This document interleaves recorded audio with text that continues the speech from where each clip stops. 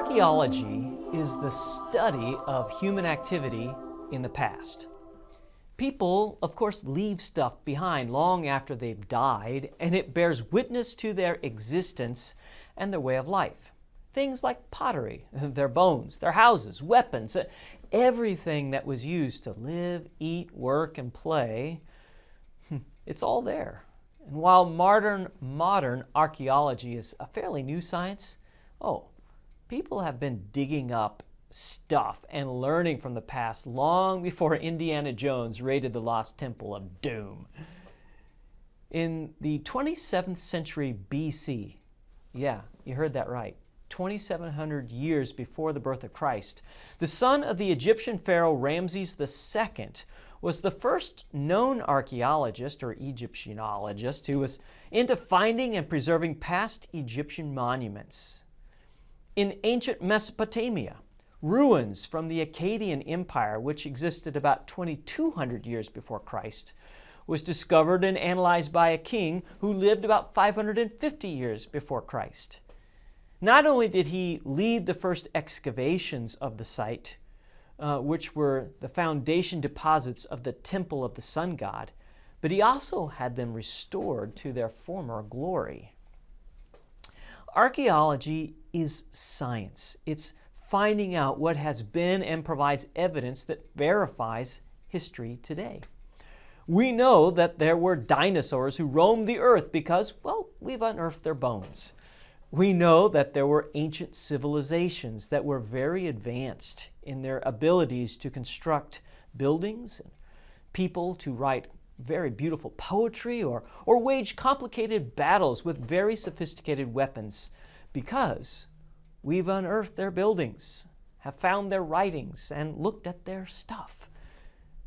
Archaeology also provides an unbiased witness that corroborates many of the histories recorded in the Bible. Not only have ancient cities been excavated that are mentioned in the Bible, but everyday items of life have been found. And also, big biblical events have been unearthed, at least the evidence for them. For example, in 1961, an inscription was found bearing the name of Pilate. This is the earliest known reference to this figure outside of the New Testament, as in Pontius Pilate, the one who gave the decree that Jesus could be crucified. And in 1968, a first century home in Capernaum was identified as that of the Apostle Peter. In 1990, an ossuary, which is a bone box, was found bearing the inscription, "The bones of Caiaphas." Yeah, Caiaphas, the high priest, who infamously pushed for Jesus' execution. In 1993, a stele mentioning the House of David was discovered, yanking King David out of the realm of myth into the historical record for believers and non-believers.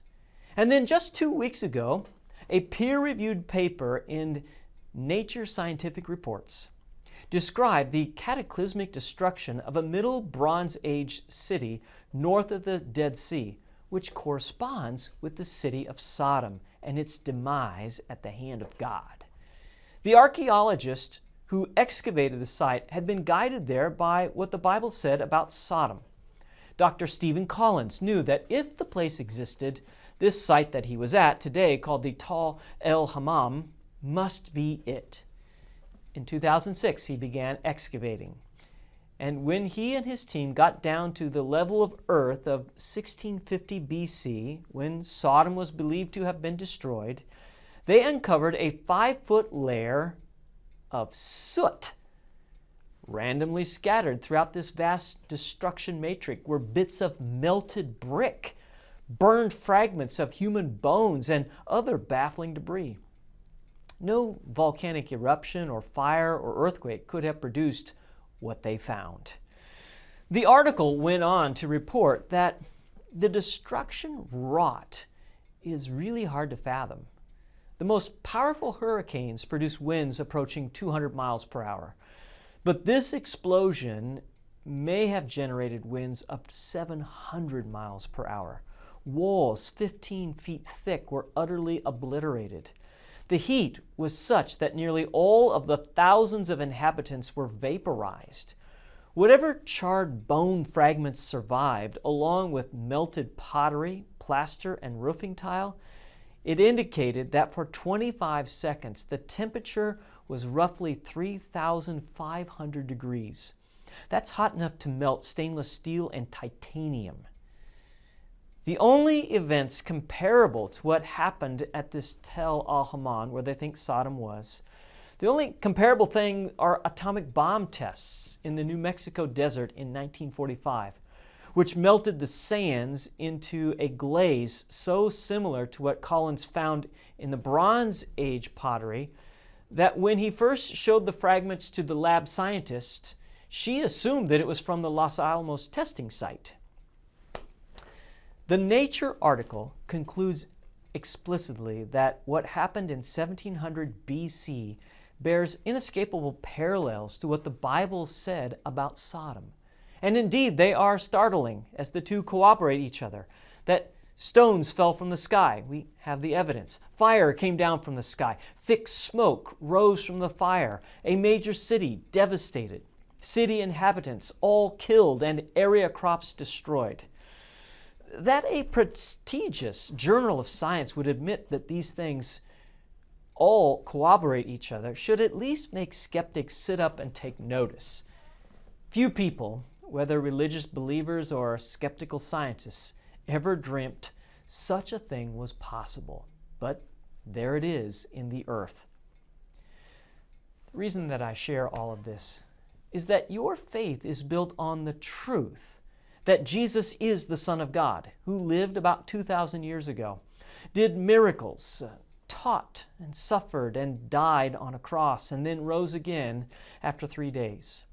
Eyewitnesses recorded their testimony and wrote it down. We have it. Places, artifacts, and history bear witness and corroborates their testimony as well.